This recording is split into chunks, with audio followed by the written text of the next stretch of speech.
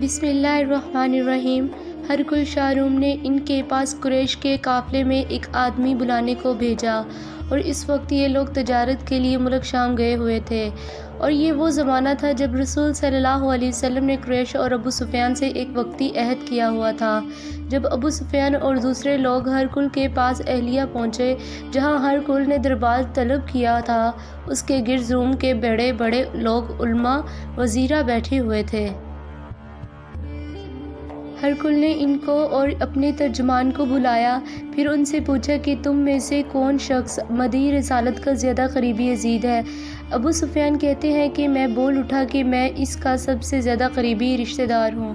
یہ سن کر ہرقل نے حکم دیا کہ اس کو یعنی ابو سفیان کو میرے قریب لا کر بٹھاؤ، اور اس کے ساتھیوں کو اس کی پیٹھ کے پیچھے بٹھا دو۔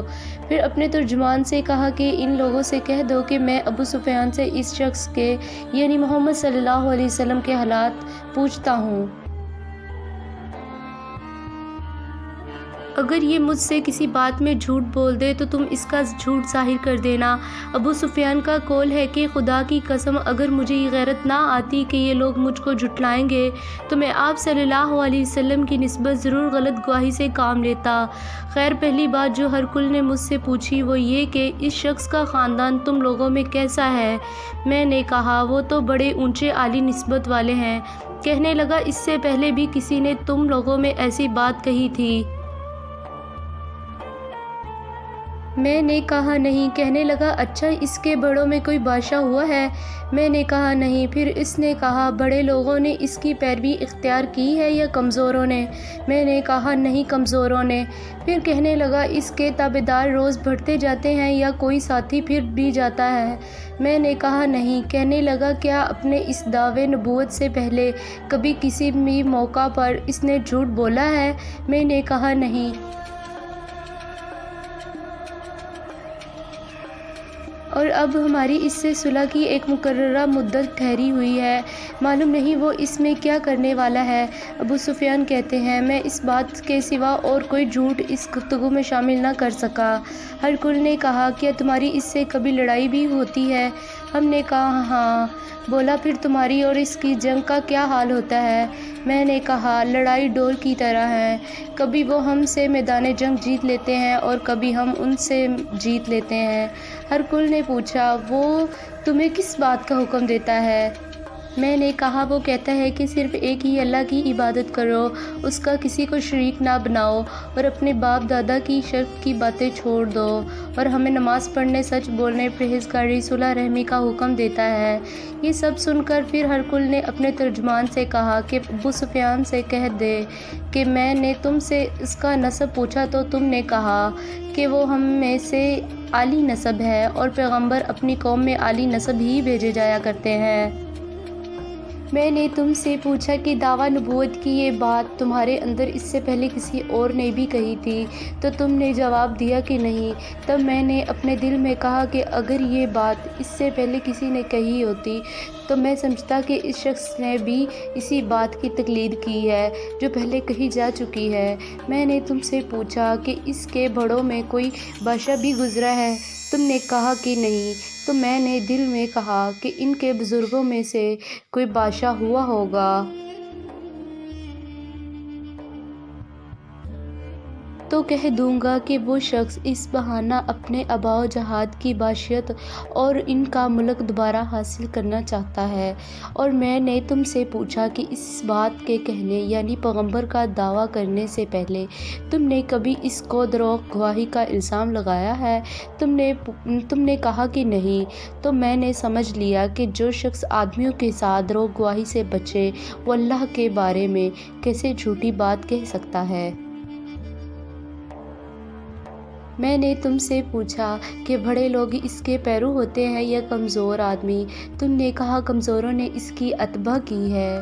تو دراصل یہی لوگ پیغمبروں کے متعین ہوتے ہیں۔ اور میں نے تم سے پوچھا کہ اس کے ساتھی بڑھ رہے ہیں یا کم ہو رہے ہیں؟ تم نے کہا کہ وہ بڑھ رہے ہیں، اور ایمان کی کیفیت یہی ہوتی ہے حتیٰ کہ وہ کامل ہو جاتا ہے۔ اور میں نے تم سے پوچھا کہ آیا کوئی شخص اس کے دین سے ناخوش ہو کر مرتد بھی ہو جاتا ہے؟ تو تم نے کہا نہیں۔ تو ایمان کی خاصیت بھی یہی ہے، جن کے دلوں میں اس کی مسرت رچ بس جائے وہ اس سے لوٹا نہیں کرتے۔ اور میں نے تم سے پوچھا کہ آیا وہ کبھی عہد شکنی کرتے ہیں؟ تم نے کہا نہیں، پیغمبروں کا یہی حال ہے، وہ عہد کی خلاف ورزی نہیں کرتے۔ اور میں نے تم سے کہا کہ وہ تم سے کسی چیز کے لیے کہتے ہیں، تم نے کہا کہ وہ ہمیں حکم دیتے ہیں کہ اللہ کی عبادت کرو، اس کے ساتھ کسی کو شریک نہ ٹھہراؤ، اور تمہیں بتوں کی پرستش سے روکتے ہیں، سچ بولنے اور پرہیزگاری کا حکم دیتے ہیں۔ لہٰذا اگر یہ باتیں جو تم کہہ رہے ہو سچ ہیں تو عنقریب وہ اس جگہ کا مالک ہو جائے گا کہ جہاں میرے یہ دونوں پاؤں ہیں۔ مجھے معلوم تھا کہ وہ پیغمبر آنے والا ہے، مگر مجھے یہ معلوم نہیں تھا کہ وہ تمہارے اندر ہوگا۔ اگر میں جانتا کہ اس تک پہنچ سکوں گا تو اس سے ملنے کے لیے ہر تکلیف گوارا کرتا۔ اگر میں اس کے پاس ہوتا تو اس کے پاؤں دھوتا۔ اس شخص پر اسلام ہو جو ہدایت کی پیروی کرے۔ اس کے بعد میں آپ صلی اللہ علیہ وسلم کے سامنے دعوت اسلام پیش کرتا ہوں۔ اگر آپ صلی اللہ علیہ وسلم اسلام لے گئے تو دین و دنیا میں سلامتی نصیب ہوگی، اللہ آپ کو دوہرا ثواب دے گا۔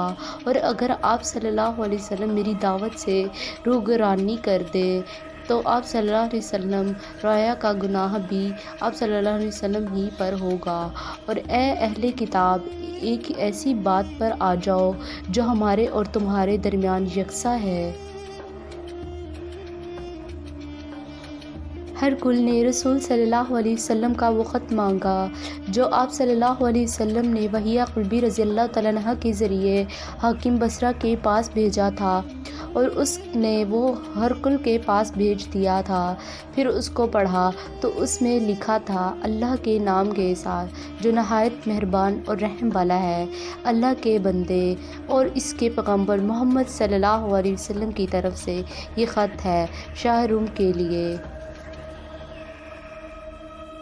وہ یہ کہ ہم اللہ کے سوا کسی کی عبادت نہ کریں اور کسی کو اس کا شریک نہ ٹھہرائیں، اور نہ ہم میں سے کوئی کسی کو خدا کے سوا اپنا رب بنائے۔ پھر اگر وہ اہل کتاب اس بات سے منہ پھیر لیں تو مسلمانوں، تم ان سے کہہ دو کہ تم مانو یا نہ مانو، ہم تو ایک خدا کی اطاعت گزار ہیں۔ ابو سفیان کہتے ہیں، جب ہرقل نے جو کچھ کہنا تھا کہہ دیا اور خط پڑھ کر فارغ ہوا تو اس کے ارد گرد بہت شور و شرابہ ہو گیا، بہت سی آوازیں اٹھیں اور ہمیں باہر نکال دیا گیا۔ تب میں نے اپنے ساتھیوں سے کہا، ابو قصبہ کے بیٹے ان حضرت صلی اللہ علیہ وسلم کا معاملہ تو بہت بڑھ گیا، دیکھو تو اس بنی اصغر روم کا بادشاہ بھی ڈرتا ہے۔